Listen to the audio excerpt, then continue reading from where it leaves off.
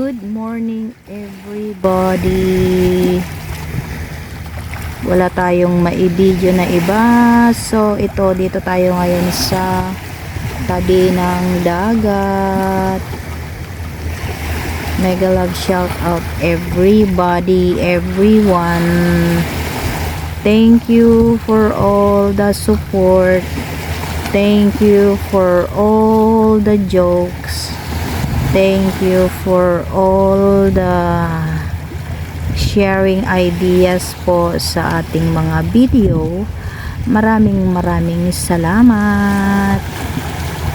Wala po tayong mai-upload na latest upload kasi hindi tayo makalabas dahil ayaw nating lumabas. Charot.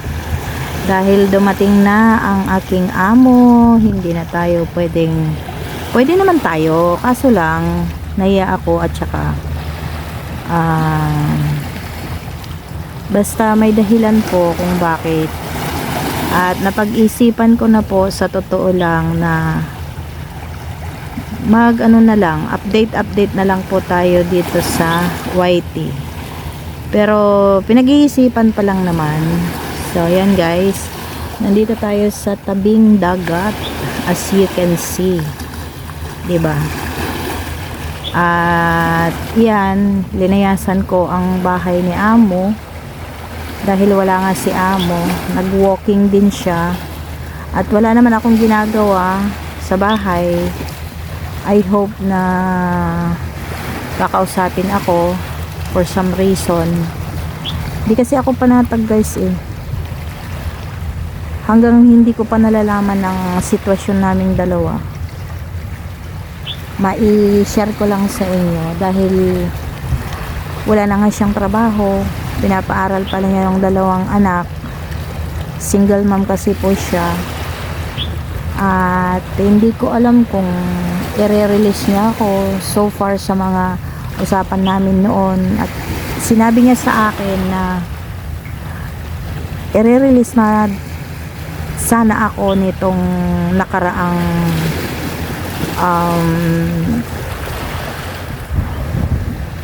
January, pero wala pa naman siyang sinasabing tama.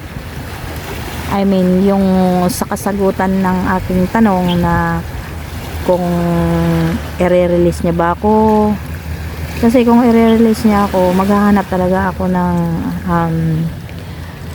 amo guys. Kasi I'm working with her first like 18 years. So 9 contract guys. 9 contract na ako sa kanya.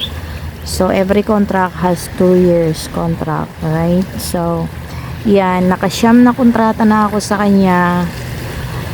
Ang inaano ko lang naman na hindi ako yung kusang aalis kasi 'di ba may ano siya, may babayaran siya sa akin na yung tinatawag dito sa HK na long service. Ayan guys, relate po yung mga nandito sa Hong Kong about long service. So yung kwento ko ngayon guys is about the situation as an OFW here na nagtagal sa kanyang amo, ganan. So, ang istorya ko ngayon ay kung may mabibigyan nyo po ako ng idea kasi talagang hindi niya ibibigay ang aking kontrata ang aking LS na tinatawag kung ako yung aalis. Kung siya naman yung kusang magpapaalis sa akin, siya magbabayad talaga. At kung yung edad ko ay 65 yata, 65 years old above, ako man ang aayaw o siyang aayaw, babayaran pa rin niya ako. So ayan guys, parating yung mga nag-swimming kanina, advertise. So anong masasabi nyo guys? Kasi ang sabi niya, habang hindi pa matapos yung kontrata namin hanggang sa March next year is iiwan niya ako dito sa Hong Kong kasi aalis na naman siya by August.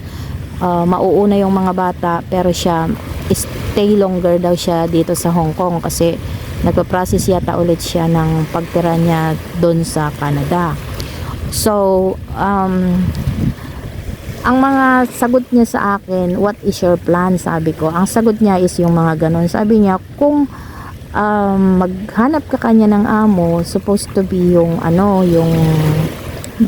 stay in ka, ganyan-ganyan.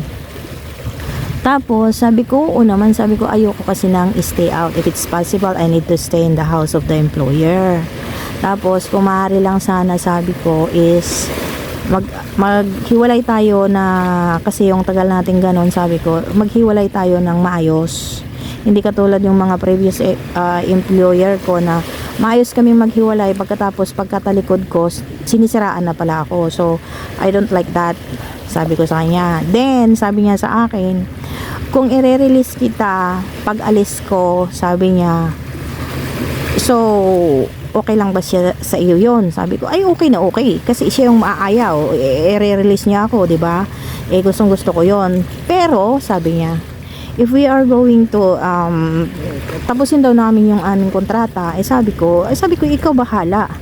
Pero sabi niya, ikaw mag-isa ka lang dito sa bahay. Sabi ko, lang problema din. Kasi tatapusin nga natin, sabi mo, tatapusin yung problema, tatapusin yung kontrata. So, sabi ko, ako pwede ako, sabi ko sa kanya. Pero if it's possible, sabi ko sa kanya, kasi mag-isa lang naman ako dito sa Hong Kong, titira ako dito sa bahay mo.